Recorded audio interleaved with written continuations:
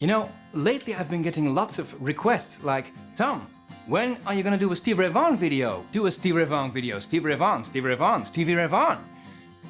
The truth of the matter is, I actually had to practice a little bit because Stevie Ray Vaughan, it's not easy to go and play like the man, you know? But we'll give it the old college try, so hold on to your seatbelts. Today, we're gonna take a closer look at one of the best blues guitarists that ever picked up a guitar.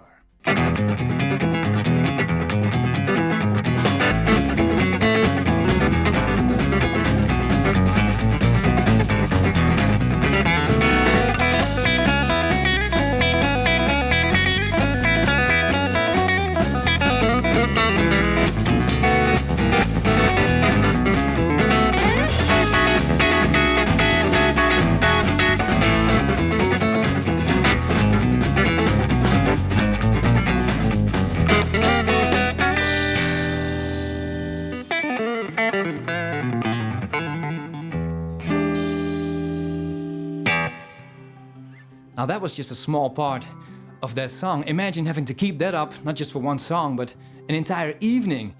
Stevie Ray Vaughan's level of intensity, the full throttle, 100% type of playing, it's just impossible to do because your hand, after a while, starts to get tired, but he doesn't seem to have that problem.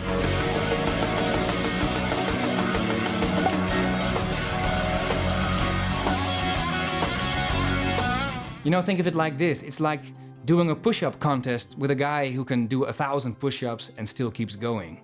1, 2, 3, 4, all the way in, that's it. 2 and 3, 4 and 1. Now take this song, Rude Mood. If you slow it down, you get one of his most famous hits. Look.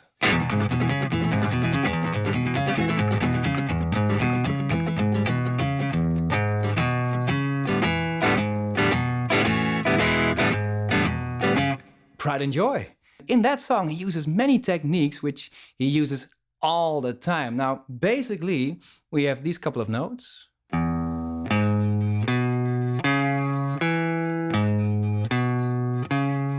Very simple, couple of notes, anyone can play that.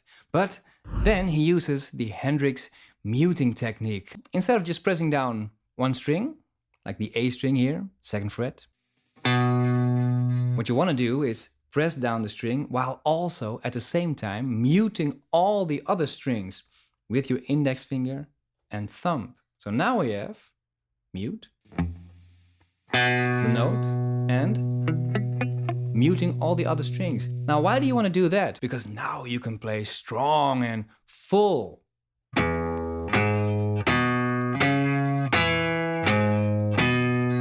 Notice I play all the strings and the sound is much more full and strong. It's because of the technique. Then he adds one extra ingredient. Before every note, he plays open strings.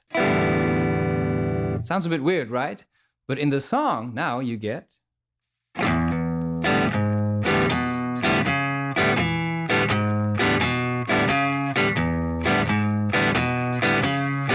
Already starts to sound like Pride and Joy. Then, wait for it, there's one extra thing. Instead of just hitting the strings like you normally would, he makes a circular motion, like a circle. And that creates even more kind of a groove. Look at this.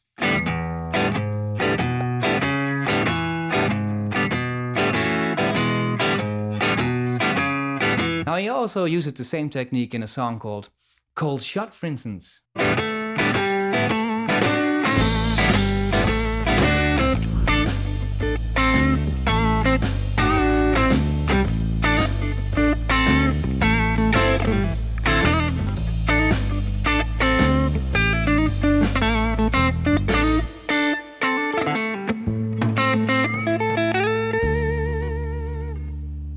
Excuse me if I make faces, you know, if you play something like this, you cannot play like this. You're not feeling it. It has to come from deep. You just make a face. It's impossible to do without. Now, the thing is, this riff is basically very simple. But here's what Stevie Ray Vaughan is doing. He plays the lick, but also at the same time, he plays this bar with his index finger, pressing down the 3 top strings. And every time he plays a note, he also picks with his middle finger the E string, light E string. Now we get... Hey!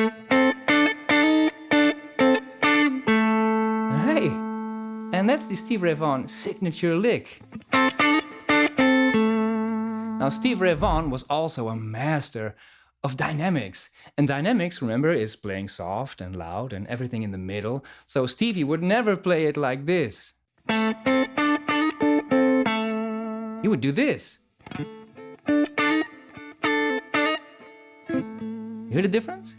Soft, loud, very important. Know the lick and really use it because it works so well. The first thing I ever learned as a blues thing was... That, yeah.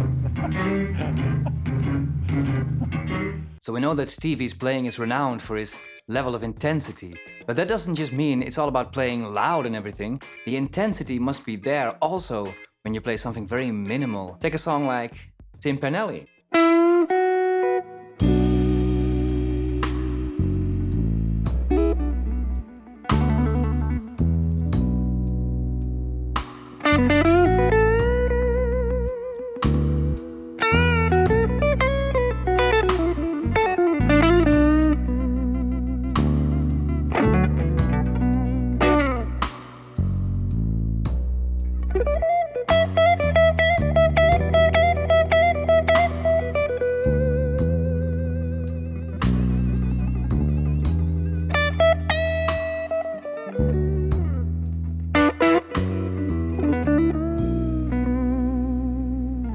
You know, that sort of stuff, real intense playing, not just with the loud and aggressive notes, but also the very subtle and soft stuff. Now, I don't know about you, but every time I hear Stevie Ray Vaughan, I'm always amazed at how good the man was. The man was simply amazing. It's undoable. Why can't I play that good, you know? Well, I have an answer to that question, and I think it is because he's not doing something more.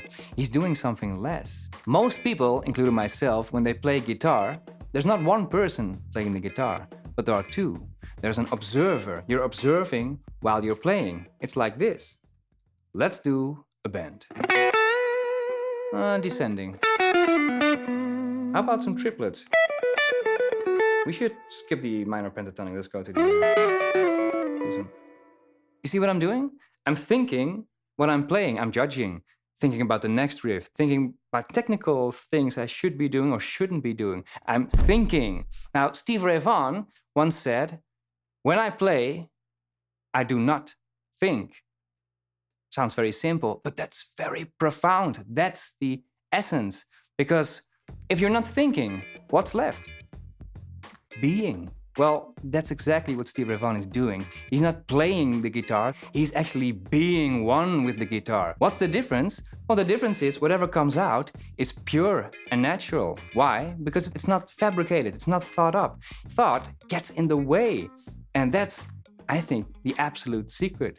The thing about music is you have to work your ass off to get technique. But once you do have technique, you have to forget about it and let go. That's the trick. It was fluent. He flowed when he played. He could get something going, and it was like a song, and it would just go on, and ideas continuously flowed. Now, Stevie once mentioned in an interview that before he was famous, he had a job cleaning dishes and throwing out the trash. And one day he actually fell into the garbage can, all covered with grease and dirt. He thought to himself, wait a minute, I don't want to do this.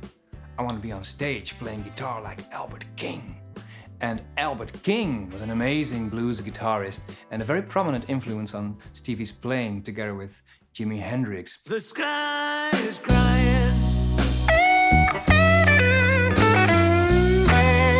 Can you see the tears roll down the street?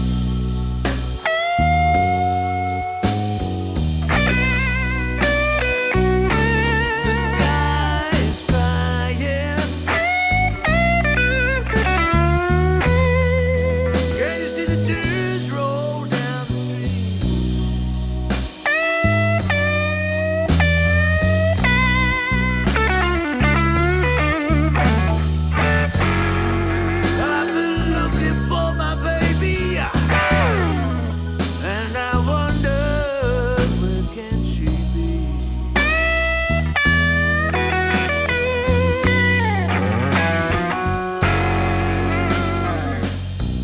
the intensity level is through the roof. It's not 100%, it's 110%. It's incredible that he's able to keep that up. Now the first lick is a typical Albert King lick. We start on the 12th fret, bend, 11 to 12, and then and on the B string. Now the thing is, he doesn't use a guitar pick. Albert King himself didn't use a guitar pick. So what we're gonna do is we're gonna pick the first two notes with our middle finger while still holding the pick.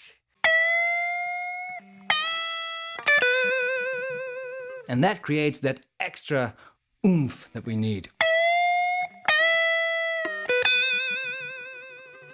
Now you can tell that last note has an incredible wide vibrato.